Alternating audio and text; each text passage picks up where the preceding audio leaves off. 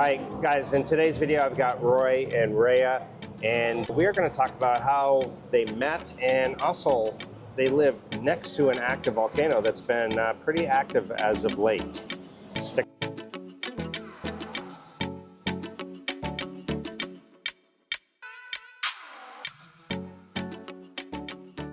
Hi guys, thanks for coming on the channel. I appreciate it. Welcome, thank you. Welcome. So, Roy, you are from Australia, and you're how old?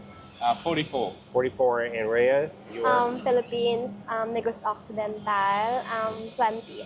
20, okay. And how did you guys met? Through a online dating app, I believe you said, right? Yeah, Okay. online.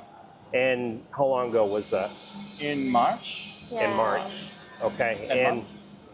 after you met, how long before you came over here and visited? It was about 7 weeks later, late May. Yeah, 7 or Okay. 8 weeks later. Okay. Yes. Quick. Okay. And Quick. and you live by an active volcano here in Negros Occidental. Yes. What's the name of the volcano again? Mount Candaon. And what city are you in?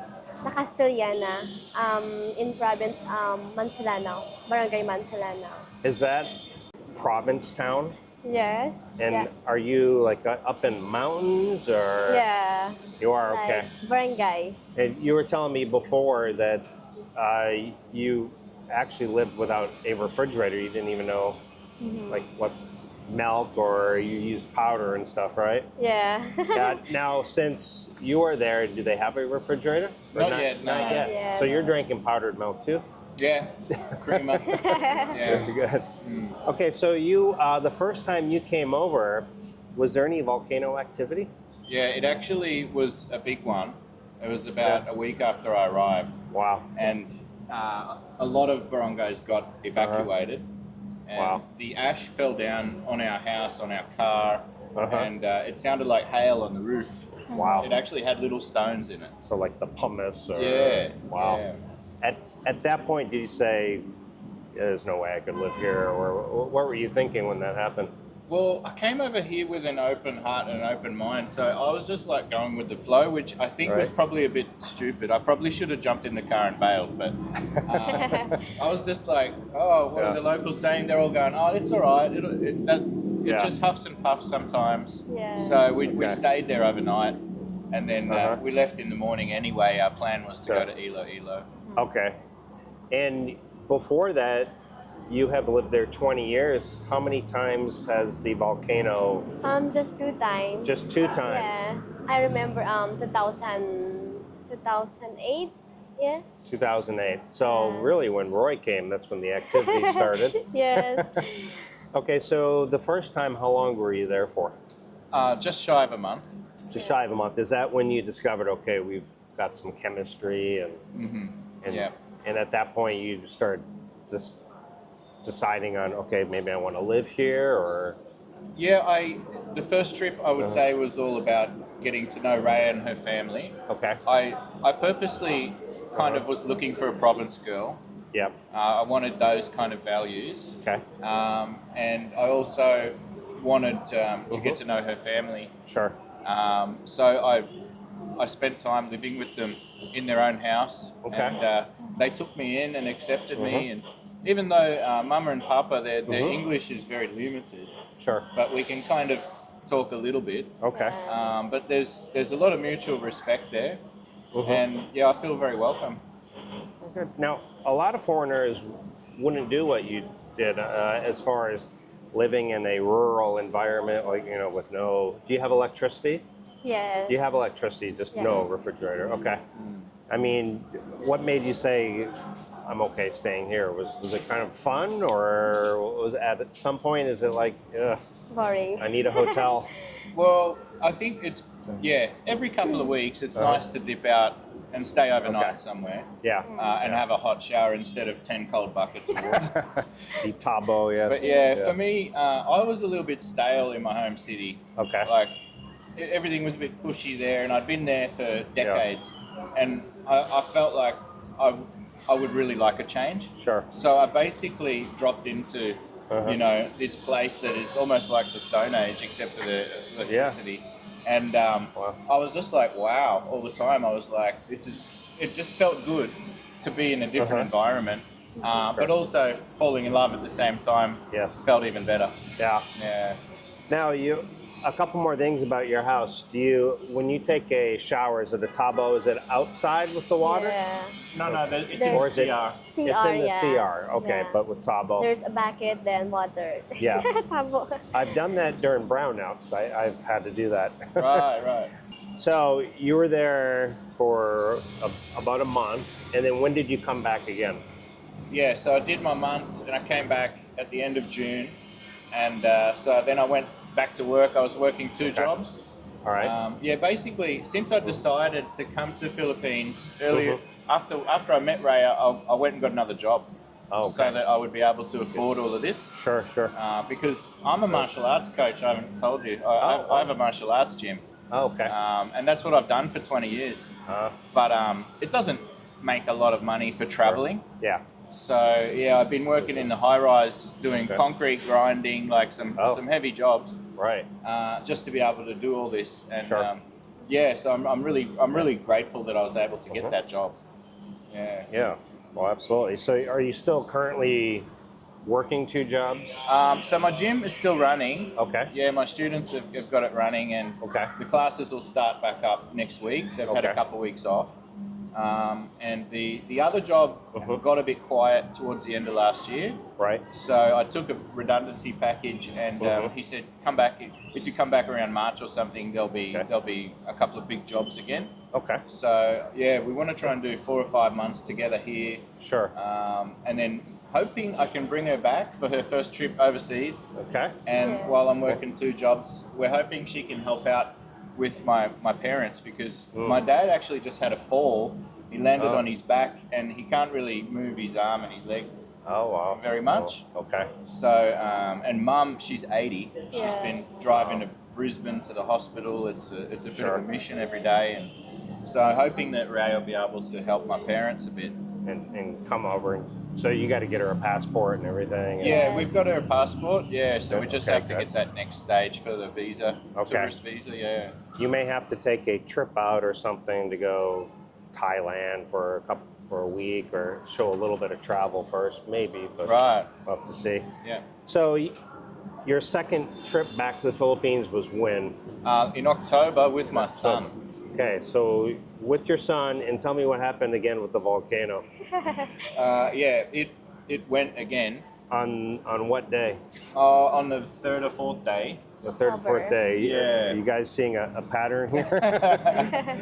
Okay, so how long were you here on the second trip? That trip was just around 2 weeks, a little bit more than 2 weeks. And how old is your son? 5. 5, okay. He was adored. Like, little blonde boy. Yeah. And actually, the videos with him helped our channel grow a lot. Yeah. People loved him, yeah. Very good. Okay, so a couple weeks, you go back to Australia again, and now, is this your third time? Yes. And when did you arrive? On the, around December 9, yeah. And what happened again in December 9? While I was in the air, the volcano went again. Three times. And we put in the airport the time. Yeah. Now you said in your village they're actually making a joke that every time Roy comes. Yeah, and those people said Roy need to lose his weight. Yeah. He's bringing the active volcano with him. Yeah. Well, I think that you have a good plan here. You got 4 or 5 months, so around March you'll go back. April, March, April, March. Like that. And in the long term, how are you planning, instead of going back and forth, is your long-term plan just to bring her back for a while, or? It's an interesting question, Gio, because I have a different situation to most blokes. I've pretty much tapped out my partner visa ability with the Australian government, because I had a de facto partner. She was Japanese when I was in my early 20s. Okay. And I married a Russian woman in my 30s. So she's the mother of my 2 kids. And the Australian government only allows you 2 partner sponsorships. Oh. So I don't think I'll be able to sponsor her permanent. Permanent. So our lives will probably here and there, but maybe more in the Philippines than in Australia. And so do you see yourself then just working really hard while you're in Australia and then kind of doing that back and forth, or are you going to try to make some income while you're here? Yeah, I definitely want to keep my gym going there. Sure. And then we've got the YouTube. Hopefully that will be a source of income. And Rea's family is in farming. Okay. So Papa's got a few hectares there. Okay. And one of our goals is to use our YouTube money to buy his 3rd hectare back. Because he had to sell the rights to his 3rd hectare just to put her through school. Oh, wow. Yeah. Okay. And they have sugarcane and rice. Gotcha. So tell me about your YouTube channel. When did you first start that? On June 6 or June 7. June, so almost right when you first met. Yes. Did you discuss it before and say, hey, let's do a YouTube about our journey? Or, When we are first chatting, we are planning to make a YouTube channel. Okay. We said it would be nice. Like, obviously, we hadn't met yet. Yeah. It was something that came up, and I said, oh, yeah, I'd be up for that. And she said the same. Yeah. Okay. Yeah. Because my dream before, I will become a YouTuber. You want to become a YouTuber, okay. Yes. But you'll keep your channel together, not private channels. Yeah. Channel together. Okay. We might have our own channels later. I think it's a good idea that she has her own channel in Hiligaynon, in her native language. Yeah. And I think that would be quite hot, especially if she's already got a name as a YouTuber. Right. Yeah. So you're already monetized. I think you got 3,000 plus subscribers. And what's the name of your channel? Ria and Roy. Ria and Roy. Yes. Okay. And guys, there will be a link in the description and also the pinned comment. Check out their journey. I mean, who knows what could happen on their channel? You could see a volcano. I don't know. Well, hopefully not. Do you have a contingency plan if something were to happen? Do you? Well, yeah, we bought the car. Okay. So, yeah, I just need one little part to make it reliable. And then, if the volcano goes, we just get the whole family in a car and we drive to Bacolod. Okay. Yeah. And have you thought about, will you end up staying there? Because I know you built onto the house, right? I think 3 or 4 years maybe would be my idea in that setting. And then I think it would be better to maybe get a place in a subdivision in Bacolod or something, something a little bit leveled up. Sure. Because it's very primitive where we are there, and it's really dangerous. Like, my parents wouldn't even be able to walk down the hill. There's no Starbucks over there. Yeah. Gotcha.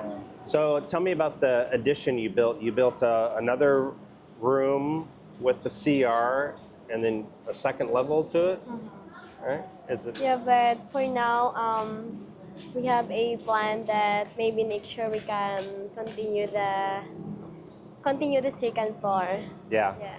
It's depends on the budget. Okay. Yes. Very good. All right, guys. With that, we're going to end it. So I appreciate everybody watching, and we'll see everyone next time. Ciao. Thank you. Thank you so much.